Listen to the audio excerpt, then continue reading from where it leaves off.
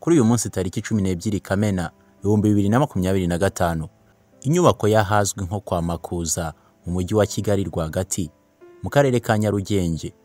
Inyubako yaho yafashwe n'inkongi y'umuriro mu buryo butunguranye. Iyi nyubako yafashwe n'inkongi y'umuriro ku igorofa yo hejuru, aho umuriro wahereye ku igorofa yo hejuru nk'uko byasobanuwe n'umuvugizi wa polisi y'u Rwanda mu mujyi wa Kigali, CIP Gahonzire Welarisi.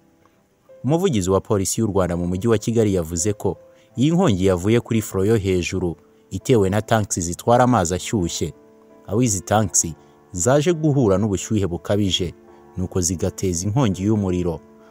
Aho yasobanuye ko tanka zahiye ari tanke enye arizo zaje guteza iyo nkongi.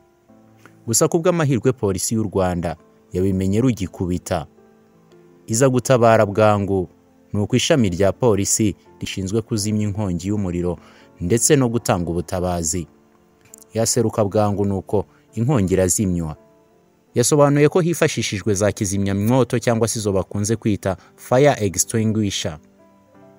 Kugeza kuri iyi saha ntago agaciro k'ibyangiritse karamenyekana, uretse ko nk'uko yabisobanuye yavuze ko bishobora kuba bidakabije bitewe n'uko polisi yatabaye hakiri kare. Kandi umuvugizi wa polisi y'u Rwanda mu mujyi wa Kigali yatanze inama ku baturage, abasaba kwirinda ikintu icyo ari cyo cyose cyateza inkongi y'umuriro, cyaba giturutse ku mashanyarazi cyangwa se icyaba gitewe na gaze, ndetse anababwira kumenya uburyo bwo kwirinda cyangwa se kwirwanaho mu gihe haba habonetse inkongi y'umuriro polisi kabitari yahagera, bakamenya ndetse bagasobanukirwa uburyo bakwiye kwirwanaho mu gihe ibyo byago bibateye. Ndetse yongeye no kubabwira kwirinda gucomeka ibintu birusha imbaraga extraction iri mu nyubako, kuko nabyo bishobora kuba byateza inkongi y'umuriro. Umuvugizi wa polisi y'u Rwanda mu mujyi wa Kigali yabisobanuye muri aya magambo agira ati: ni inkongi yabaye muri ya nyubako nk'uko bivuga, yego, iba hejuru ahahera mu nyubako hejuru kuri top, yego, turuka rero hari tanka zitwara amazi, cyane cyane amazi ashyushye, yego, nizo rero mu bushyuhe bwinshi bwaturutsemo butuma izo tanka zitwara ayo mazi ashyushye zishya. Hahiye rero tanka enye, yego, ariko polisi tukimara kubwirwa ayo makuru base tukujyayo kuko biranoroshye, ni hafi. Buriya dufite ishami rya polisi rishinzwe kurwanya inkongi n'umuriro, inkongi z'umuriro ndetse n'ubutabazi, riba riri hafi ya City Tower, hari imodoka yacu n'abapolisi baba bahari. Ni hafi rero bahise bajyayo, inkongi barayizimya, ariko mu kuyizimya twakoresheje za kizimyamwoto, izo bita fire extinguisher, nizo twakoresha. Ntabwo byasabye ko ari imodoka izimya, zimwe zacu ntabwo arizo zakoze. Yego. Nka polisi mwamaze kumenya agaciro k'ibyangiritse mu buryo bw'amafaranga?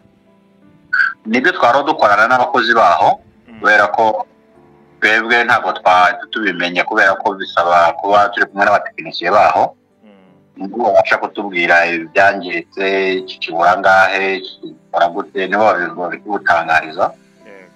Tukaba turi gukorana nabo kugira ngo tumenye agaciro k'ibyangiritse.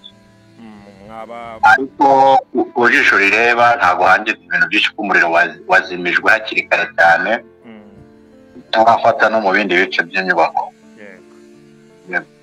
Haba hari amakuru mwamenye se yuko abafite ibyangiritse hari ababa bafite ubwishingizi? Iriya nyubako yose ifite ubwishingizi. Ni iki polisi y'igihugu mubwira abanyarwanda by'umwihariko ku kuntu bakwirinda inkongi z'umuriro ziturutse mu buryo bugiye butandukanye? Abaturage yaba aho batuye n'aho bakorera, tubasaba kwirinda ikintu cyose cyateza inkongi, cyaba igiturutse ku nsinga z'amashanyarazi, cyaba igiturutse kuri gaze.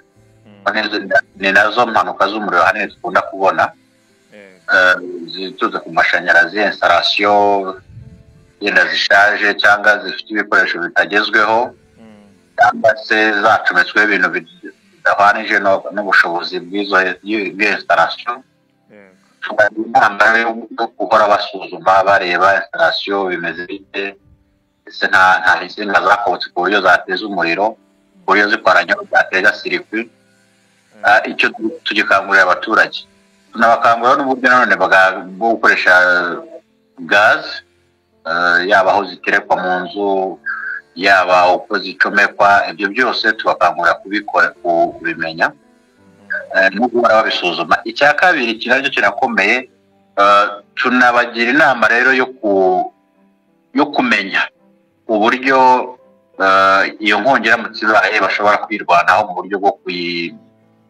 kuyizimya bakaduhamagara ariko nabo hari icyo babanje gukora. Hari uburyo rero bwinshi duhuguramo abaturage yaba abatugana yaba aho dusanga aho bakorera cyangwa aho batuye bereka uburyo bashobora gukoresha ibikoresho bya kizimya umuriro uburyo bikoreshwa yaba impanuka iturutse kuri gaz uburyo bakoresha ibiringiti bitose n'ubundi buryo bwose bufasha kugira ngo umuntu abe yakwizimiriza inkongi igihe ari nto itarakara aduhamagara ariko nawe hari ibyibanze nawe hari ibyo yikoreye. Ni ibyane tubasaba. Ikindi uko tugeze no mu gihe cy'izuba twabonye ko mu mpeshyi hari ubushyuhe bwinshi ku buryo bituma inkongi ziba. Ni umwanya mwiza rero igihe tutarinjira mu mpeshyi cyane ni umwanya mwiza wo kugira ngo abaturage bacekinge barebe neza ibintu byose bishobora guteza impanuka z'umuriro babishyire ku murongo yaba izo nsinga navugaga bazirebe yaba n'ibindi byose bishobora guteza inkongi. Ikindi tunasaba aho abantu bakorera cyane cyane ahantu hakorera abantu benshi tugira inama abantu bahakorera kwirinda gufata ibintu bakabicomeka ari byinshi aha ku nsinga zidahari nabyita ko ngira ngo muri tereme y'umuriro babyita calibre zidafite calibre yo kwakira kuko usanga niba ari mu isoko umwe akurura umuriro ukwe undi akawukurura ukwe agacomeka ibye undi agacomeka ibye kandi mu by'ukuri wareba installation ugasanga ntabwo ziri kuri calibre yo kwakira ibintu bicomekwa aho hantu.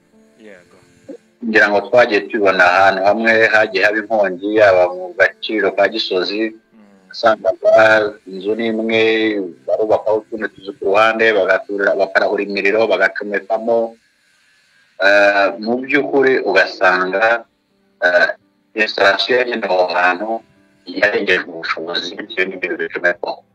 Ubwo se aho ngaho se mwakwifashisha nka rege kugira ngo ibafashe kugira ngo murwanye ako kajagari ka installation? N'ubundi turi mu bugenzuzi yaba ikihuriweho yaba polisi yaba rege yaba umujyi wa Kigali ubugenzuzi ngira ngo n'ejo ku munsi kubera habaye inama harimo rege n'ubuyobozi bw'umujyi wa Kigali bagashobora kurebera hamwe ingamba zishobora gufatwa kugira ngo inkongi zituruka mu nsinga z'amashanyarazi ya installation bakagenda bitagendanye n'uburyo abantu bagerageze babikosore uburyo bwo kwirinda inkongi zishobora kwaduka muri iki gihe cyane cyane cy'impeshyi ishe. Murakoze cyane afande. Murakoze turabashimiye. Filime Umwizerwa series yamaze kugera hanze. Ariko wa mukobwa wagize ubukwe bwiwe Baritazari na Mwizerwa nyuma yo gukora ubukwe mu ijoro rya mbere Baritazari yisanze ari ikiremba. Mbabare nanjye ntagarije nishatse ndibura ibintu byambayeho niba ari amarozi niba ari amashitani. Uyu musaza Diarose wataye umuryango akarorongotanira mu mahanga akaba ahamagaye umuryango we yaba yifuza kugaruka. Ntago byakona Dia. Ndetse gato reka nkubwire Iryo ni ntago ushaka kubona mu maso yawe. Ako alo alo alo gusa nimero yawe ni papa turi kuvugana? Wowe nta papa ufite uri imfubyi. Alo ashaka ikigore gifite amafaranga. kawo ibyo bintu ntago bihawe umugisha zamukure se ubundi ari igikobwa nabonyera byose urabisanga muri iyi filime iri guca kuri YouTube channel ya Shushu Films. Yikurikire ukande subscribe, like, comment ndetse ntiwibagirwe no kuyisangiza abandi. Omora TV.